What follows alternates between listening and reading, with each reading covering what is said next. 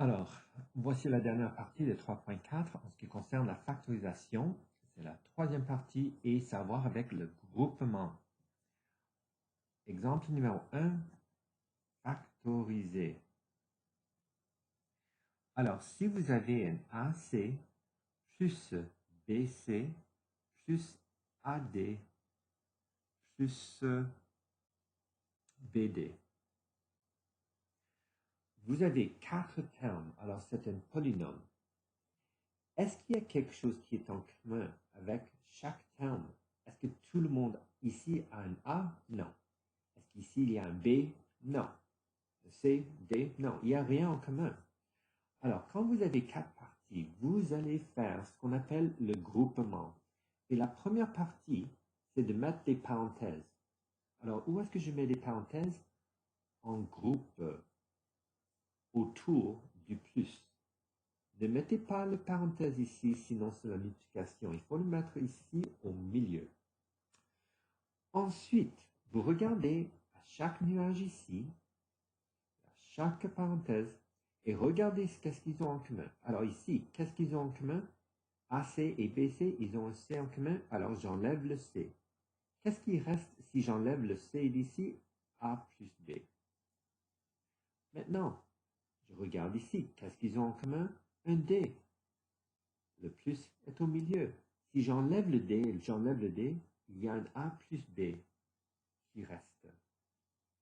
Alors, la deuxième partie, c'est de factoriser.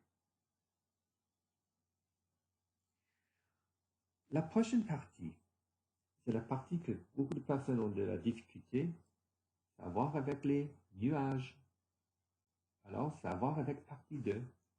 Est-ce que tout le monde peut voir les nuages ici? C'est ici et là. Alors, j'enlève A plus B. Et qu'est-ce qui se passe quand je les enlève? Il y a un C plus D qui reste. Et ça, c'est la réponse finale. Parfois, quand vous utilisez cette méthode, et si ça ne marche pas, si nécessaire, échangez les deux termes au milieu si ça ne marche pas. Très important que si ça ne marche pas, vous pouvez échanger ça avec ce terme. Vous mettez le AD ici, vous mettez le BC ici. Vous n'avez pas changé la question. La forme a changé, mais la question n'a pas changé.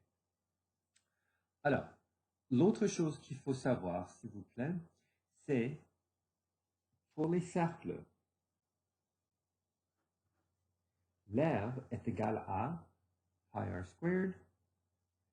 Pour un triangle, vous avez l'air est égal à base fois hauteur divisé par 2. Alors, ce sont deux formules que vous devrez savoir. Alors, il devrait y avoir des questions, des devoirs. Alors, si vous avez des questions, s'il vous plaît, demandez-moi et puis envoyez-moi un courriel. Merci.